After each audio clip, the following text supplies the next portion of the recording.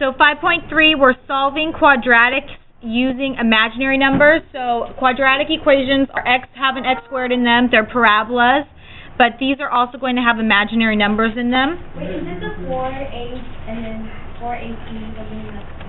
So solving quadratic equations, what we want to do for these so far is just like in 5.1. The first thing we want to do is get the squared term by itself.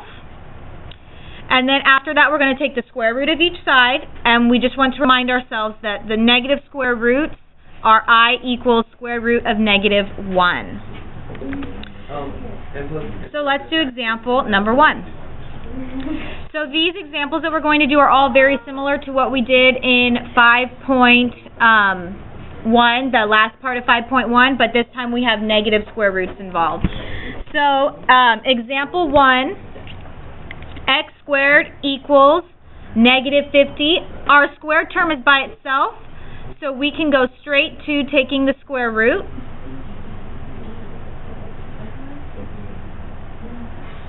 Okay, so taking the square root of x squared just gives me x equals, what is the square root of negative 50? Well, we know there's going to be an I in there, right? What do you guys get? Well, let's take the prime factorization of negative 50. That's negative 1 and 50. 50 breaks up into?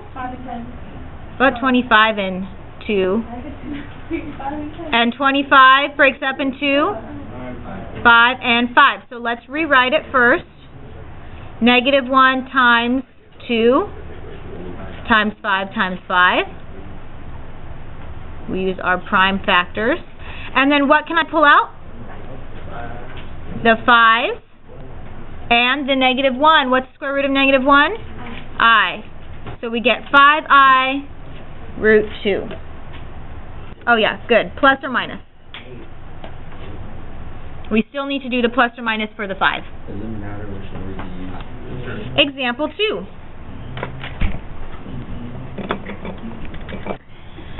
Z squared minus 8 equals negative 36. First of all, is my squared term by itself? No.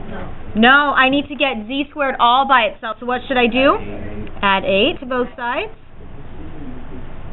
Those will cancel, and we will get z squared equals negative 36 plus 8. Negative 28.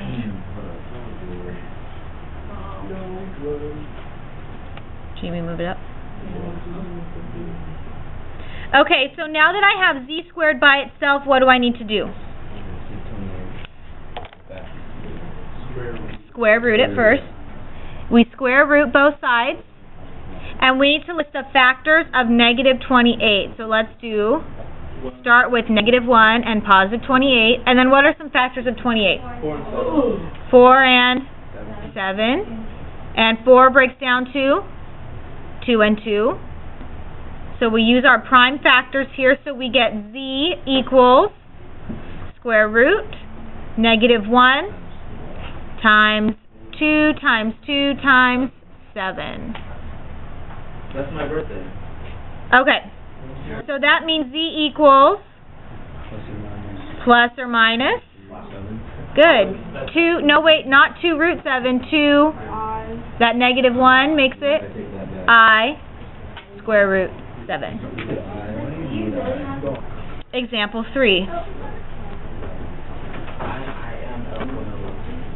2x squared plus 15 minus 35. I need to get that square term by itself, so what do I need to do first?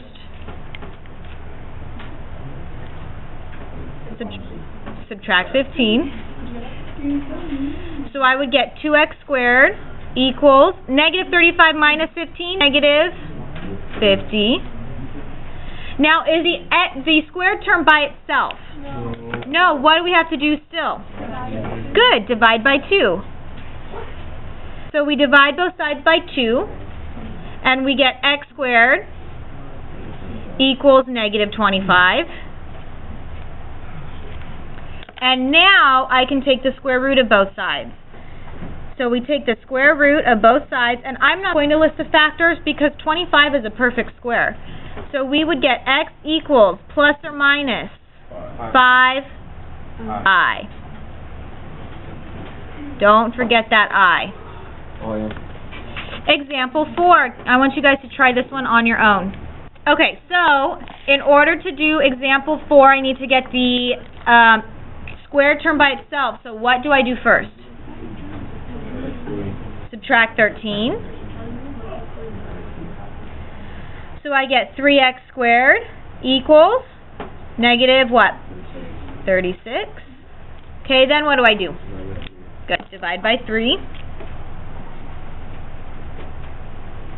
So x squared equals negative 12. Okay, John, then what do I do? You put it, square it. I square it? Well, the x. I square root it. Okay. I take the square root of both sides. So I get x equals 2, 4. Okay, is negative 12 a perfect square? No, so let's factor it all out. Negative 12 is negative 1 times 12, and 12 breaks down to what? 2 times 6. 2 times 6, and 6 breaks down to? 2 times 3. 2 times 3, so this is negative 1 times 2 times 2 times 3. And what can I pull out? The 2's and? The negative 1. So that's going to give me plus or minus 2i root 3. Good. Who got that one correct? Good job, you guys. Alrighty, example 5. Now we're getting a little bit more complicated. Okay, whenever I have a quantity inside of a parentheses, put that away please. What do I need to do? What have we been doing when we were factoring and there was a whole bunch of stuff inside the square? Make a for it. Right, we substitute, right? When it's out, factor it out. No. Okay, so a equals x squared plus 4x minus 4, and then we're going to substitute that in. We would get a squared equals 64. Now, is the square term by itself? Yeah, so what can I do? Good, we take the square root. Okay, so we're going to get a equals, not 8, plus or minus 8. Am I done? No, I want to substitute it back in. So we would get x squared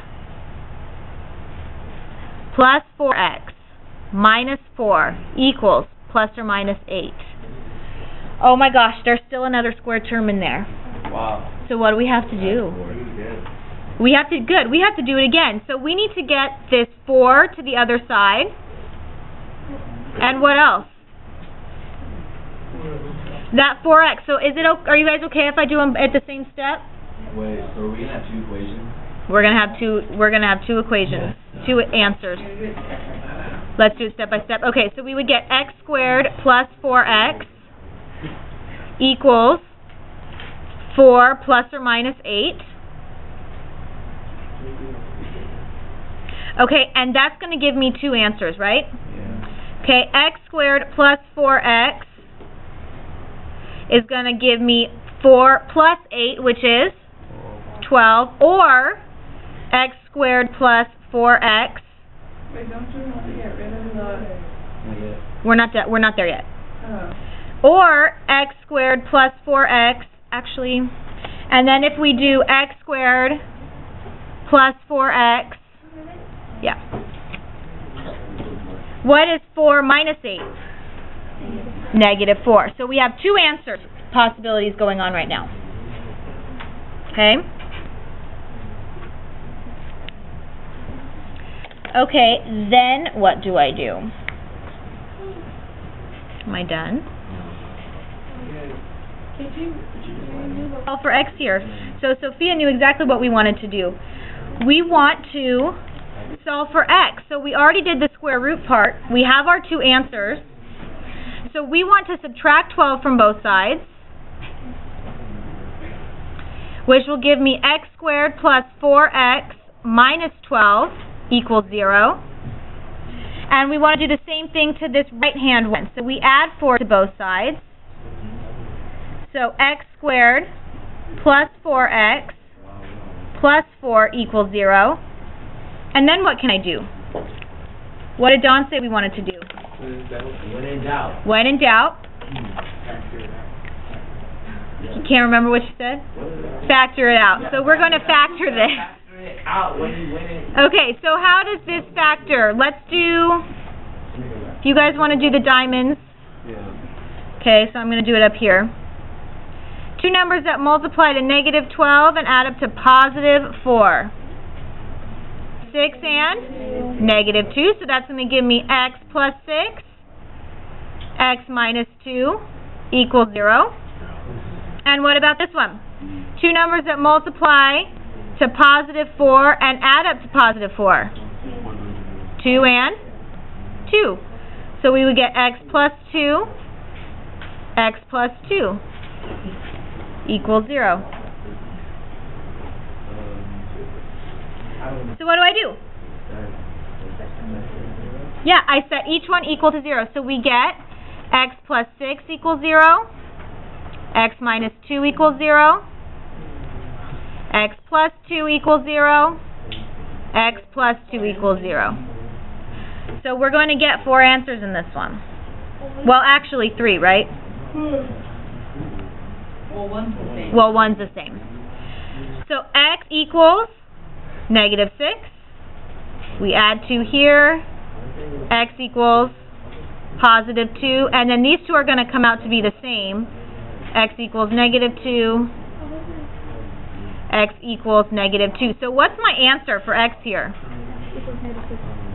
X equals negative 6 and plus or minus 2.